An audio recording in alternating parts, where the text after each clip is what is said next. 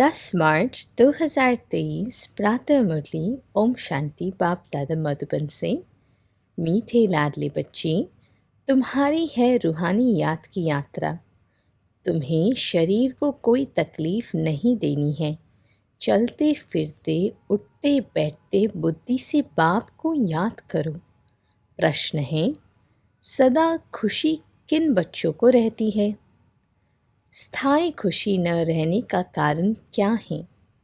उत्तर में बाबा कह रहे हैं, जो पुरानी दुनिया पुरानी शरीर से ममत्व तोड़ बाप और वर्षे को याद करते हैं, बाप और वर्षे को याद करते हैं, उन्हें ही स्थायी खुशी रहती है। जिनकी याद की यात्रा में माया के तूफान आते हैं, अवस्था ठंडी हो जाती है, उनकी खुशी स्थायी नहीं रहती। दूसरा, जब तक भविष्य राजाएं इन आँखों से नहीं देखते हैं, तब तक खुशी कायम नहीं रह सकती। बाबा कितनी बात बड़ी कर रहे हैं। जब तक भविष्य राजाएं इन आँखों से नहीं देखते हैं, सपने उनके ही साकार होते हैं जो आंखें खोल करके उन्हें हकीकत में देखते हैं और फिर वो हो जाता है। बाबा कह रही है, पहला जो बाप और वर्षे को याद करते हैं, और दूसरा, जब तक भविष्य राजाएं इन आँखों से नहीं देखते हैं, तब तक खुशी कायम नहीं रह सकती। फिर गीत बजा है, हमें उन राहों पर चलना है जहाँ गिरना और संभलना है। ओम शांति। यह बाप कहते हैं बच्चों प्रति, यह तो समझने की बात है। इतने बच्चे सिवाय प्रजापिता ब्रह्मा के और किसके होते नहीं। श्री कृष्ण को भी प्रजापिता नहीं कहा जाता। नाम गाया हुआ है ना, प्रजापिता ब्रह्मा। जो होकर गए हैं वह इस समय प्रेजेंट है। तो प्रजापिता ब्रह्मा की संतान ब्रह्मा कुमार कुमारियाँ ठहरे ढेर है। यह है प्रजापिता ब्रह्मा की औलाद। तो ज़रूर प्रजापिता ब्रह्मा का भी कोई बाप होगा ना। बच्चे जानते हैं हमारा दादा परमपिता परमात्मा शिव है। वह अब नई दुनिया रच रहे हैं, अर्थात पुरानी दुनिया को नई बना रहे हैं। इस पुरानी दुनिया में यह तन भी पुराने हैं। नई दुनिया में सत्व प्रदान नए तन होते हैं। वह कैसे होते हैं? देखो इन लक्ष्मी नारायण को, यह है नई दुनिया के नए तन। इन्हों की महिमा भारतवासी जानते हैं। यह स्वर्ग नई दुनिया है, नए विश्व के मालिक हैं। नई दुनिया जो थी वह अब पुरानी है। 84 जन्म लेने पड़ते हैं ना। इनका भी पूरा हिसाब है। कौन पूरे 84 जन्म लेते हैं? सब तो नहीं लेते। 84 जन्म सिर्फ वही लेते हैं जिनका आदि से अंत तक पाठ है, जो पहले इस सृष्टि पर थे। हर एक बात लाडले बच्चों को धारण करनी है। हर एक बात लाडले बच्चों को धारण करनी है, और धारण शुद्ध सत्य और पवित्र बुद्धि में ही होता है। बाबा कहते हैं, यहाँ कोई मनुष्य को नहीं समझाता है। यह तो निराकार परमपिता परमात्मा मनुष्य तन में बैठ समझाती है। बलिहारी उनकी है। वह नहीं समझाती तो हम कुछ भी नहीं जानते। हम तो बिल्कुल तुच्छ बुद्धि थे। अभी रचयिता और रचना के आदि मध्य अंत को जाना है। हु इज़ हु इस बेहद ड्रामा में सबसे मुख्य पाठधारी कौन कौन है? यह अविनाशी बना बनाया ड्रामा है। गाते भी है, बनी बनाई बन रही। गायन भक्ति मार्ग में करते हैं, परंतु यह अभी समझाया जाता है कि यह ड्रामा का खेल कैसे बना हुआ है। ड्रामा का खेल खेल कैसे बनाया हुआ है कि ड्रामा कल्याण की ओर ही घूमता है। दिन के बाद रात और रात के बाद दिन। ड्रामा इसलिए कल्याणकारी है। ड्रामा का चक्र आत्मा को अपनी उत्तम संपूर्ण स्टेज में लाने के लिए ही बना बनाया है। तो जो भी चीज़ें आप जीवन में हो रही हैं वो आपको अपने मुझ आत्मा को अपनी संपूर्ण स्थिति में लाने के लिए हो रही है। जो हुआ वो अच्छा, जो हो रहा है वो भी अच्छा, और जो होने वाला है वो तो और अच्छे से अच्छा। और इस सब में परमात्मा मुझ आत्मा के सदा साथ है। तो बाबा आगे कहते हैं, बाप बैठ समझाते हैं, लाडले बच्चे यह तो तुम जान गए हो कि तुमको यात्रा पर चलना है। मनुष्य यात्रा पर बहुत कष्ट सहन करके जाते हैं। अभी तो एरोप्लेन, ट्रेन आदि बहुत सहज निकली है। आगे तो मनुष्य पैदल यात्रा पर जाते थे। चलते चलते तूफान लगते थे। मनुष्य बेहाल हो जाते थे, बेहाल हो जाते थे। फिर कोई वापस लौट आते थे। तो आधा कल्प द्वापर से लेकर जिस्मानी यात्रा चलती है। भक्ति मार्ग में मनुष्य यात्रा पर क्यों जाते हैं? भगवान को ढूंढने। भगवान कहीं बैठा तो नहीं है। भगवान के जड़ चित्र पूजे जाते हैं। जो होकर जाते हैं उनके जड़ चित्र बनाते हैं। चैतन्य में तो भगवान मिल न सके। शिवलिंग आदि यह सब जड़ चित्र है। जड़ चित्रों को देखने के लिए यात्रा करते हैं। यह भक्ति मार्ग की रस्म है। जानते हैं परंतु कोई भी बायोग्राफी को नहीं जानते कि यह कौन है, कब आए थे और हम इनके पास ही क्यों पूजन करने आ रहे हैं। क्या प्राप्ति है वह नहीं जानते। और यह रूह की, उस सुप्रीम रूह के पास यात्रा है। तो ये रूहानी यात्रा रूह की है। शिव जयंती मनाई जाती है परंतु उनको भी जानते नहीं। आजकल तो इस उत्सव को भी उड़ा दिया है क्योंकि इनका नाम रूप आदि प्राय लोप होना ही है। अभी तुम जानते हो ऊंचे ते ऊंच ज्ञान का सागर, सुख का सागर है। सागर से अभी हमको ज्ञान मिल रहा है। कौन है ये सागर? शिव परमपिता। वही बेहद का बाप अभी प्रैक्टिकल में है। वह अब प्रैक्टिकल में है, इमर्ज्ड रूप में है। अमरनाथ भी शिव बाबा है ना। दिखाते हैं बर्फ का लिंग बना जाता है। अच्छा, बर्फ का लिंग बन जाता है। मनुष्यों ने ठगने के लिए बहुत गोपड़े तो बहुत लगाई हैं। तो उस जिस्मानी यात्रा पर तकलीफ बहुत होती है। यह है रूहानी यात्रा। इसमें शरीर की कोई तकलीफ नहीं है। तुम बच्चे समझते हो हम बेहद के बाप के बच्चे हैं। बाप के बच्चे हैं। भक्ति मार्ग में जन्म जन्मांतर याद करते आए हैं। अब स्मृति आई है। स्मृति माना वो जो अवेकनिंग है, मेमोरी की, अनुभव है परमात्मा के साथ हर एक संबंध की, अनुभव की परम पिता है वो हमारा। ये है स्मृति। बाप कहते हैं तुम 84 जन्म ढूंढते ढूंढते उतरते गए। पहले एक कदम कड़ी 9 धा भक्ति करते हैं। फिर भी दुनिया को तमो प्रदान तो जरूर होना है। झाड़ वृद्धि को पाता है जरूर। एक भी मनुष्य वापस मेरे पास आ नहीं सकते। नाटक में सबको अपना पाठ बजाना है। सतो रजो तमो में आना है। नंबर 1 का ही मिसाल लो।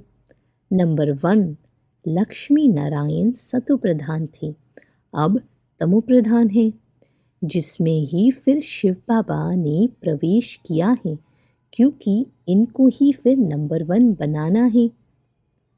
फिर प्लस में माँ को रखते हैं।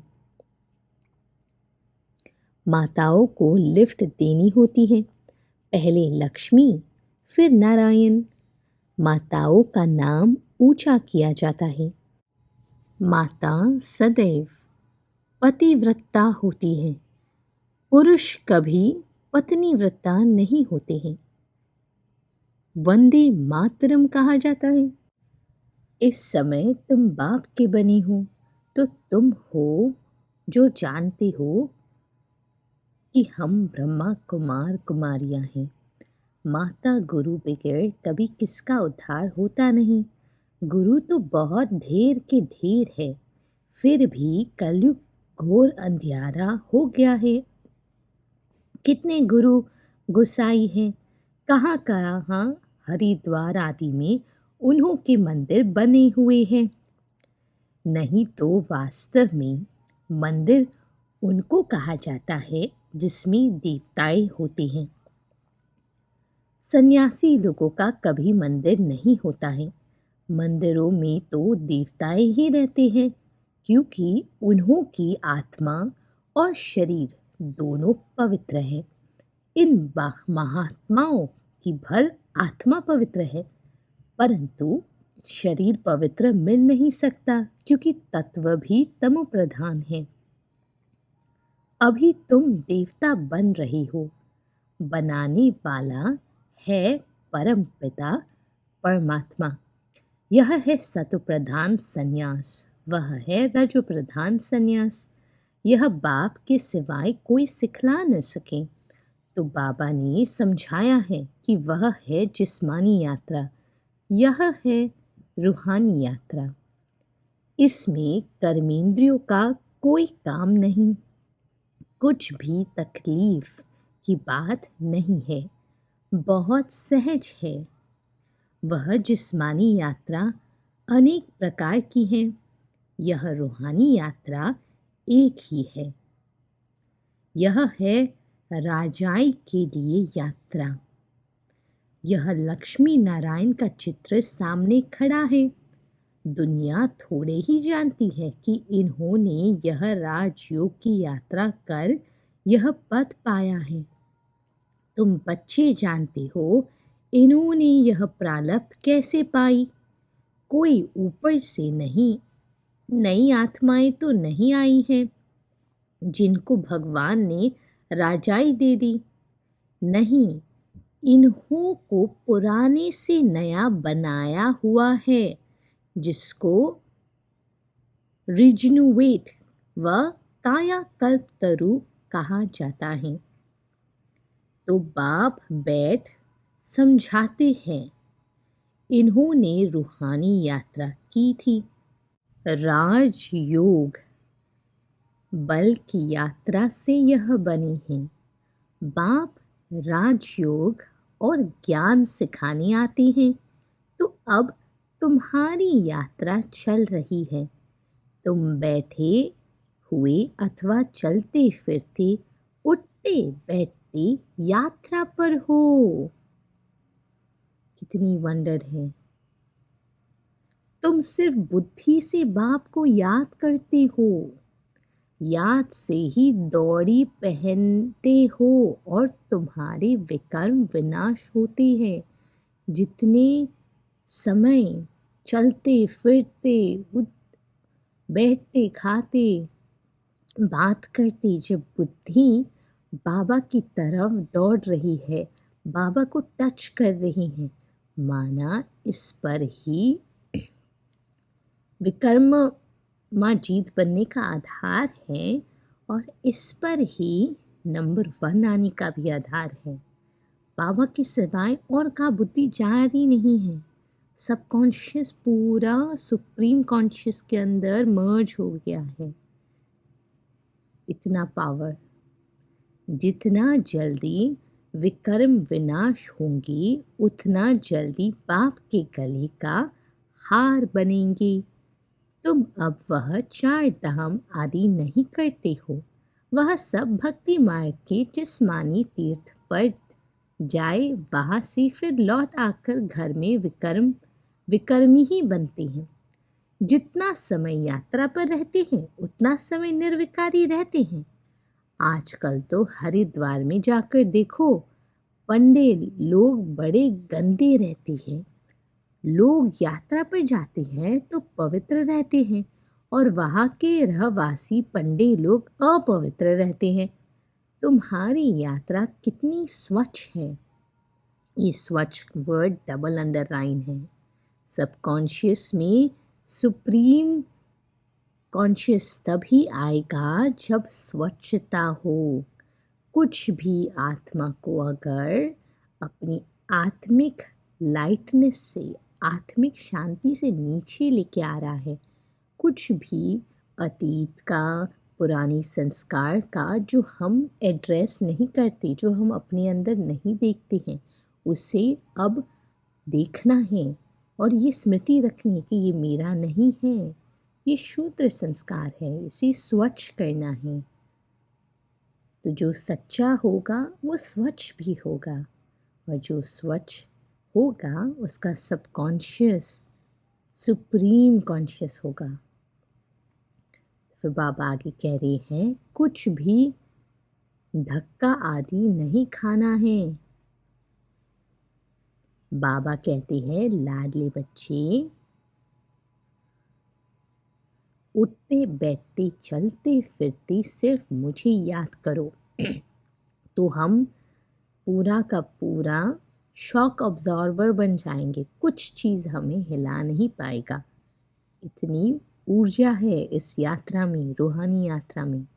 परमात्मा का ज्ञान और परमात्मा के साथ को अनुभव करना, यही सबसे बड़ा विज्ञान है। यही from low energy to high energy. बाबा आगे कह रहे हैं, यह आत्माओं से बात कर रहे हैं। आत्मा इन ऑर्गन्स द्वारा सुनती है। आत्मा मुख से बोलती है, आँखों से देखती है। ये अनुभव है, ये बाबा का, ब्रह्मा बाबा का ये अनुभव है और हम बच्चों को भी ये अनुभव बहुत ही स्पष्ट हो। ये जो अंतर है कि मैं आत्मा इन ऑर्गन्स द्वारा सुनती है, आत्मा मुख से बोलती है, आँखों से देखती है। जब ये अनुभव होगा तो जो इस शरीर के सातों चक्र हैं उनमें ऊर्जा प्रभावित होने लग जाएगी। और जब परमात्मा से हमारा जब कनेक्शन होता तो मूलाधार चक्र से लेके आज्ञा चक्र तक, सहस्त्र चक्र तक पवित्रता का उद्गार होता है। न्यूरॉन्स में पवित्रता ही पवित्रता के वाइब्रेशंस होती हैं। तो इस पवित्रता के प्रकंपन में जो मुझ आत्मा से कनेक्शन में आएगा उन्हें भी इसका प्रभाव पड़ता है। कितना राज है देखिए। फिर बाबा आगे कहते हैं, आत्माएं इन आँखों से दिखाई नहीं पड़ती है, न परमात्मा दिखाई पड़ता है। और याद रखिए, विज्ञान का भी ये राज है कि जो चीज़ सूक्ष्म होती है उसका प्रभाव भी उतना ही तीव्र और शक्तिशाली होता है। कोरोना को ही देख लीजिए, न्यूक्लियर जो हम ऊर्जा बोलते हैं उसे भी देख लीजिए। एटम के बीच में जो कोलिजन होता है उससे बनता है न्यूक्लियर फिजन और फ्यूजन। और परमात्मा और आत्मा इससे भी सूक्ष्म है। इनका तो कोई मास है ही नहीं। तो इनके बीच में जब कोलिजन होता है, माना एक कनेक्शन होता है, तो कितनी ऊर्जा, वो भी पवित्र ऊर्जा फैलती है, उसका अंदाज़ा नहीं लगा सकते। उसका यही प्रमाण है कि जब आत्मा परमात्मा का कनेक्शन होता है तो पहले तो ये स्व सृष्टि परिवर्तन होती है और फिर विश्व सृष्टि भी परिवर्तन हो सतो प्रदान होती हैं। फिर बाबा आगे कह रहे हैं, दोनों को दिव्य दृष्टि बगैर देखा नहीं जा सकता है। समझा? समझा जाता है तब कहते हैं हमारी में आत्मा है। हमारी आत्मा दुखी है। हमारी आत्मा एक शरीर छोड़ दूसरा जाकर लेती है। आत्मा बोलती है ना, परमात्मा भी आत्मा से बात करते हैं। हे लाडले बच्चे, आत्माएं अब तुमको मेरे पास आना है। मैं तुमको यात्रा सिखलाता हूँ। कौन हमें सिखला रहा है? हमें कहाँ जाना है? जाना है उस पिता के पास, और सिखा भी वही रहा है। तो देखो कितनी गारंटी है इसमें। सिखाने वाला भी वो, और हमारा जो डेस्टिनेशन भी है वो भी वो ही है। तो ये तो बनी बनाया हो रहा है, हुआ ही पड़ा है। बाबा आगे कहते, तुम पवित्र बनने सिवाय मेरे पास आ नहीं सकते हो। आत्मा पवित्र है। पहले पहले आत्मा सत्व प्रधान है, फिर सतो रजो तमो गुणी होती है। आत्मा पवित्र कब है और संपूर्ण पवित्र कैसे बनती है? जब आत्मा अपनी स्मृति में होती है, इस सत्य के अनुभव में होती है, तब वो पवित्र है। और जब योग की ज्वाला में आत्मा निरंतर अखंड रहती है तो वो संपूर्ण पवित्र बनती है। अब आगे कह रही है, शरीर भी सतो रजो तमो होता है। जैसे आत्मा होती है, आत्मा की जैसी स्टेज है वैसे ही फिर प्रकृति की भी वैसी ही स्थिति होती है। सत्व प्रधान को गोरा, तमो प्रधान को सावरा कहा जाता है। कितनी समझ की बात है। तुम जानते हो आत्मा और परमात्मा अलग रहे बहुकाल, अब आकर फिर मिले हैं। मनुष्य मनुष्य के साथ मिलेंगे, आत्मा आत्माओं के साथ मिलेंगी, परमात्मा भी वहाँ मिलेंगे। आत्मा और परमात्मा दोनों का साक्षात्कार दिव्य दृष्टि से होता है, क्योंकि वह अति सूक्ष्म है, स्टार है। अब कोई भी साइंस घमंडी नहीं जो कह सके आत्मा की प्रवेशता कैसे होती है। इन बातों का उनको बिल्कुल पता नहीं है। मोस्ट बिलवड बाप है। भक्ति मार्ग में आधा कल्प भक्त भगवान को याद करते हैं। ऐसे नहीं कि सब भगवान हैं। सब भगवान हो तो फिर भक्त आराधना वंदना साधना क्यों करते हैं और किसके लिए करते हैं? सभी मुक्ति जीवन मुक्ति चाहते हैं, क्योंकि यहाँ दुखी हैं, चाहते हैं शांति हो। परंतु बेचारों को यह पता नहीं है कि शांति धाम किसको कहा जाता है, मुक्ति कहाँ होती है, यह भी नहीं जानते। कहने मात्र सिर्फ कह देते हैं कि पार निर्वाण गया, जानते कोई भी नहीं है। अब तुम बच्चे यात्रा पर हो। बाप कहते हैं बच्चे संभल संभल कर चलना है। तूफान तो बहुत आएंगे, तुम याद करने की कोशिश करेंगे, माया बुद्धि योग तोड़ देगी। फिर वह अवस्था ठंडी हो जाती है, खुशी का पारा हट जाता है। नहीं तो खुशी का पारा स्थायी रहना चाहिए। इन आँखों से वह राजाई देखते हैं तो खुशी कायम रहती है। यहाँ तुम बुद्धि योग से जानते हो कि राजाई मिलती है। राजाई के लिए हम पढ़ रहे हैं। इन आँखों से नहीं देखते हो, इसलिए माया घड़ी घड़ी भुला देती है। बाबा कहते हैं गृहस्थ व्यवहार में रहते हुए कमल फूल समान रहो। पुरानी दुनिया पुराने शरीर सबसे ममत्व तोड़ते जाओ। एक बाप को याद करो। पहले पहले तुमको बाप के पास जाना है, फिर नई दुनिया में आना है। बाप और वर्षे को याद करो। फिर जब हम यहाँ आएंगे तो वह होगी प्रारब्ध, उसको याद नहीं करेंगे। अभी हम पुरुषार्थ करते हैं भविष्य प्रारब्ध पाने के लिए। यहाँ मनुष्य पुरुषार्थ करते हैं यहाँ की आजीविका के लिए। हम भविष्य की आजीविका के लिए पुरुषार्थ करते हैं। गृहस्थ व्यवहार में रहते फिर यह कोर्स भी उठाना है, नॉलेज को धारण करना है, फिर तुमको पुरुषार्थ नहीं करना होगा। वहाँ तुम पुरुषार्थ नहीं करते, प्रारब्ध भोगते हो। तुम जानते हो हम भविष्य बनाते हैं, वहाँ प्रारब्ध भोगेंगे। वहाँ याद नहीं रहती कि हम प्रारब्ध भोगते हैं, फिर तो पुरुषार्थ भी याद पड़े। पुरुषार्थ और प्रारब्ध दोनों ही भूल जाते हैं। प्रारब्ध भोगते रहते हैं, पास्ट का पता नहीं रहता। अभी तुम पास्ट प्रेजेंट फ्यूचर को जानते हो, और कोई मनुष्य नहीं जो पास्ट प्रेजेंट फ्यूचर को जानते हो।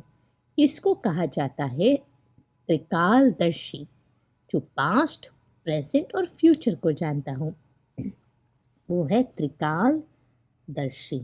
बाबा ने रूहानी यात्रा और जिस्मानी यात्रा का कॉन्ट्रास्ट भी अच्छी रीति समझाया है। जिस्मानी यात्रा जन्म जन्मांतर करते आई है, यह रूहानी यात्रा है। एक जन्म की स्वर्ग में जाएंगे, फिर लौटकर इस मृत्युलोक में आना नहीं है। अच्छा, मीठे मीठे सिखलादेश स्वदर्शन चक्रधारी बच्चों प्रति माता पिता बाप दादा का याद प्यार और गुड मॉर्निंग। रूहानी बाप की रूहानी बच्चों को नमस्ते। धारणा के लिए मुख्य सार है, पहला, सतो प्रधान संन्यास से आत्मा और शरीर दोनों को पवित्र बनाना है। पुरानी दुनिया और पुरानी शरीर से ममत्व तोड़ देना है। दूसरा, त्रिकालदर्शी बन पास्ट प्रेजेंट फ्यूचर को बुद्धि में रख पुरुषार्थ करना है।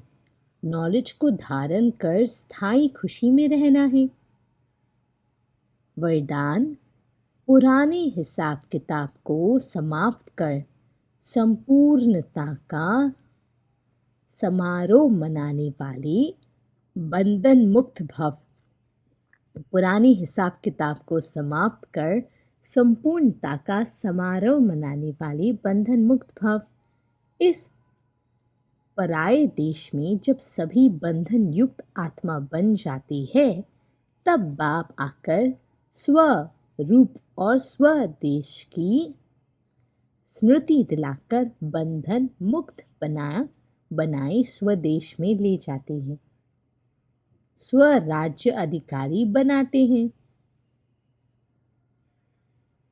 तो अपने स्वदेश में चलने के लिए सब हिसाब किताब के